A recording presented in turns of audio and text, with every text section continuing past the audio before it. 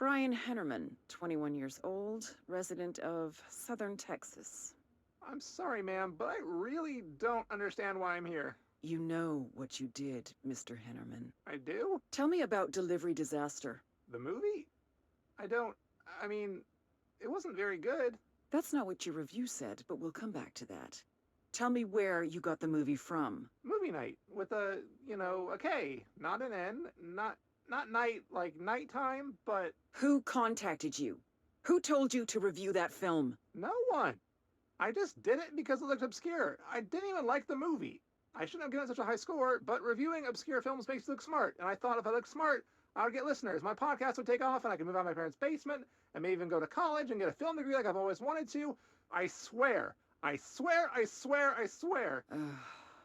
Okay, the kid doesn't know shit. I'm ending the session.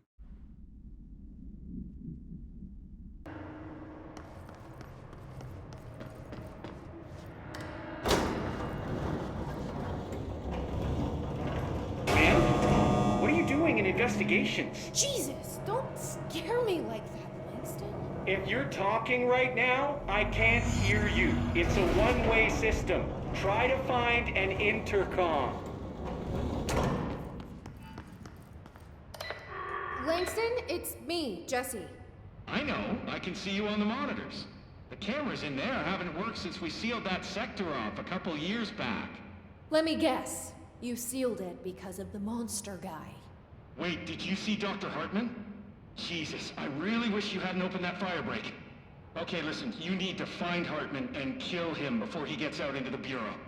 That thing is a person? He was a person. We brought him here to study after he was, altered in an AWE. I forget the medical word for what happened, but now light physically hurts him. Do you have a flashlight? No.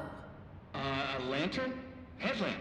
Oh yeah, flare gun. Oh, Christmas lights. You could wrap them around your... I don't have any of those, Langston. Shit. Okay, well, I'm sure you'll think of something. I'll keep an eye on you from the Panopticon. This is kind of exciting, right? Maybe from where you're standing. Right, okay. Well, break a leg. Oh, why did I say that? Okay, this Hartman thing can't have gotten very far. Darkness engulfed the elevator. There was something there, reaching for her, trying to make her act. It was a distress call. Faden sensed a drowning man, a hunger in the dark. Investigation sector. Investigation sector, huh? We should check this out.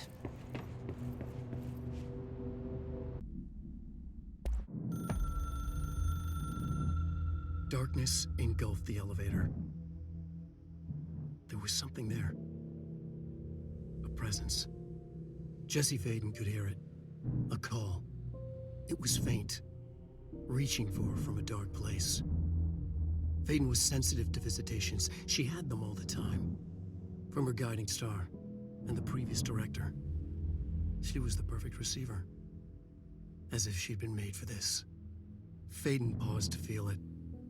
The force at play here. It was changing things around her, subtle, trying to make her act. Faden didn't like that. Her guide felt it too. Polaris didn't flare up in defense as with the hiss, so it wasn't all bad. Not a hostile transmission. It was powerful, but it was coming from far away, and made weak because of the distance. It was a distress call. Faden sensed a drowning man, a man desperate to escape. She sensed something else, too. A hunger in the dark, not unlike the hostile resonance, waiting. She knew that desperate acts can have grim consequences. It was this, more than the man's despair, that made her follow the call. The elevator lights winked back on. The darkness receded like a memory. There was a new button on the elevator control panel. Investigation sector. Faden pressed the button. The elevator doors slid shut with practiced bravado.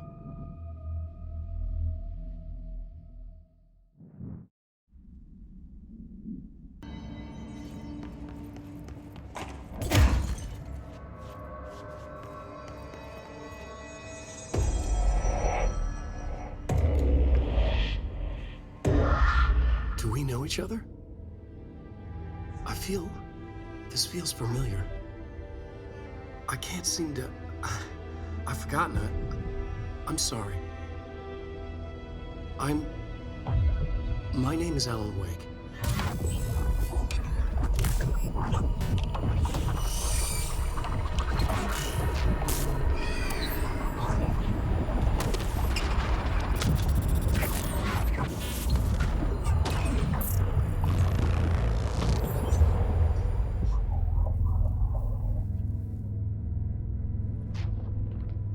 Who are you?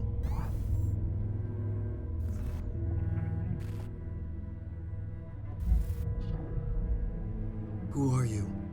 Do I know you? I'm your friend Tom. Tom Zane. There's nothing to worry about. Tom. The poet. The diver. You look different. That was just a role. A character. The protagonist I played in my old film. I'm a filmmaker. An auteur like yourself. We're working on this together, remember? An artistic collaboration.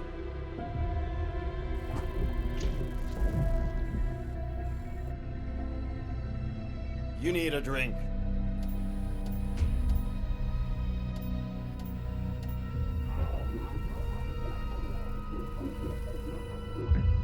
Yippish.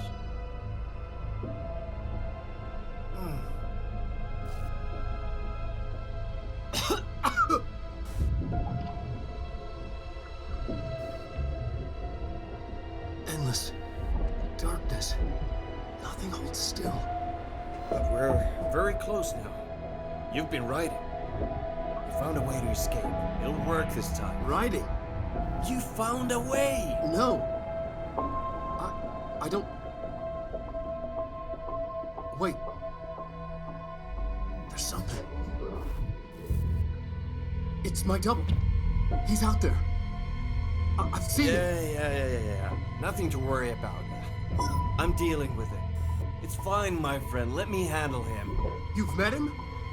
What the hell? Now, come on. You misunderstand me.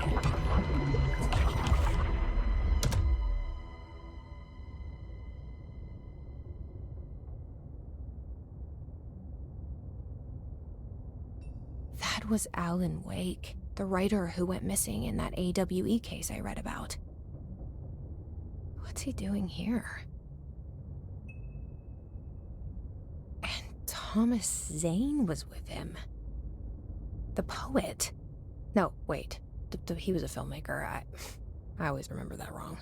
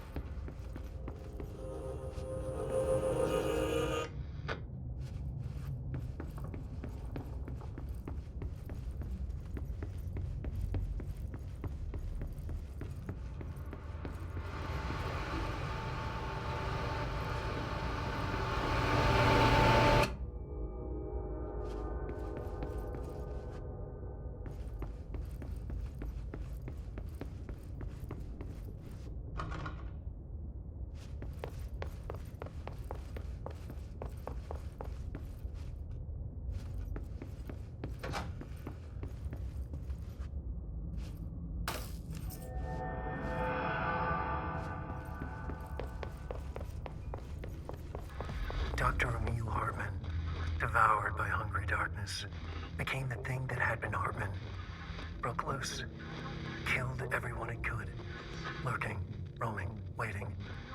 Then something else came, a resonance. The thing that had been Hartman went through another change.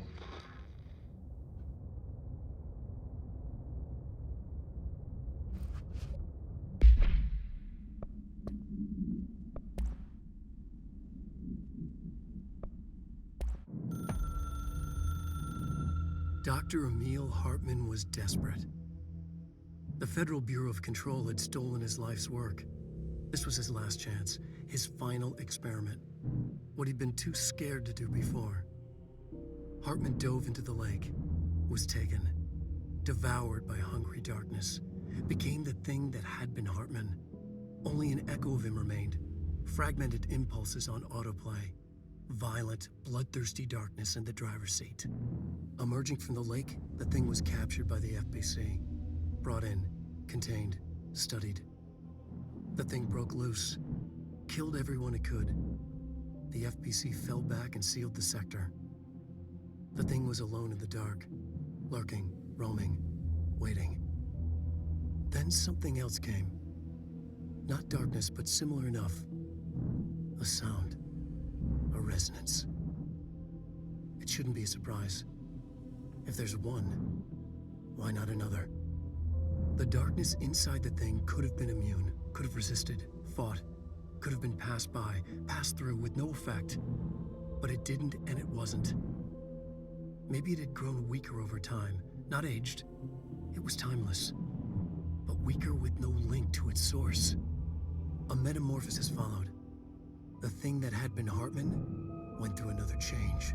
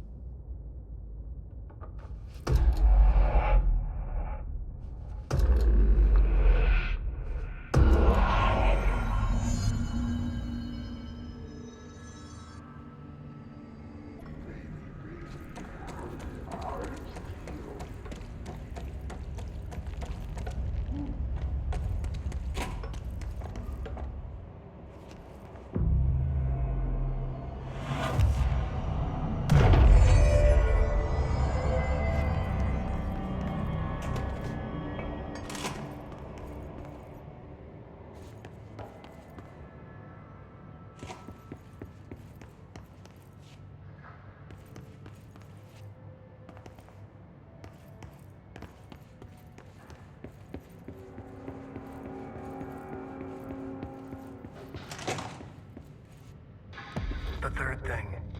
The sound made darker, the darkness made louder. Hartman was stretched, like a worm through time. The third thing was a monster. Now he crashed out of darkness toward Faden.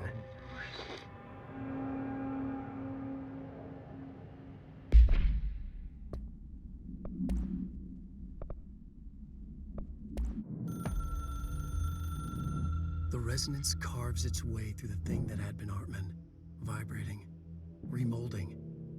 The sound changes the darkness, and the darkness changes the sound. They both changed what remained of Hartman. They all turned into something else. A third thing. The sound made darker. The darkness made louder. Hartman was stretched. Stretched as anyone when seen from out of time, like a worm through time. Almost an Ouroboros, a spiral, a maelstrom.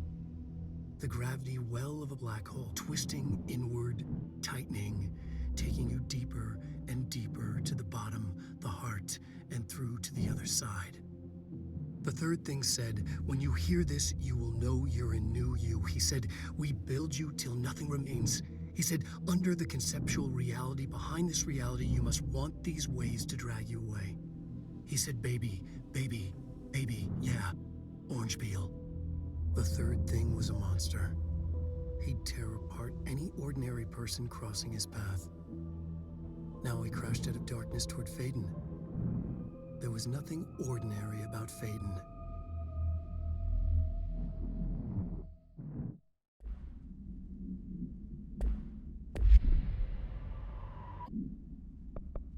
Agent Fisher, day 6 inside the motel.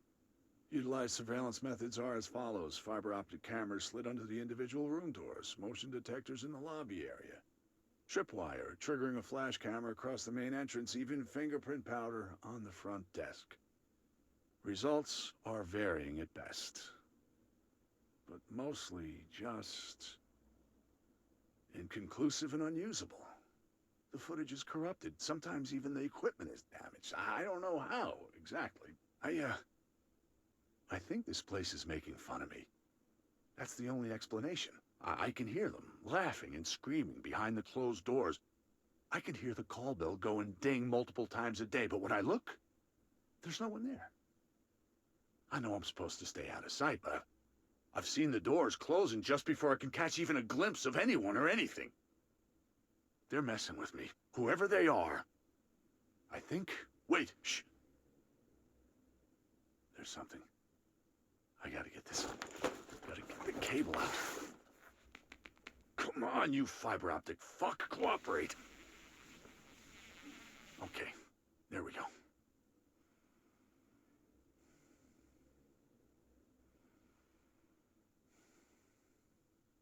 All right, that was faint, but I definitely heard movement coming from the hallway. I think I might have finally caught one. Ha! The recording better work this time, or I swear to God I'll... What? Hello? Who's there? Oh, shit. I'm with the FBC. Move away from the door. I have a... Where's my...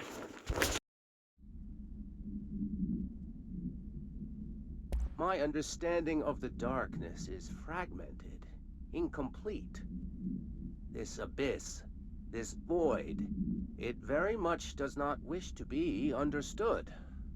If light symbolizes knowledge, then it stands to reason that darkness would equate to ignorance.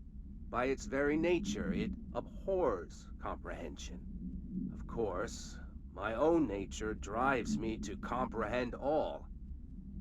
We are opposing forces, destined to collide. And given this conflict of natures, we know that the light of truth will burn away the darkness, both figuratively and literally. Any significant light source can be used as protection, even weaponry against this metaphysical gloom. And then there are the artists. I know for a fact that Tom, Wake, the Anderson brothers, and Lane all had some involvement with the darkness. The question is whether their uncanny ability to affect reality through their art beckons the darkness, or did their work perhaps even create it? With Wake now secure in my lodge, I expect I shall grow closer to learning the answers to these questions. Assuming he cooperates, which is proving quite the challenge.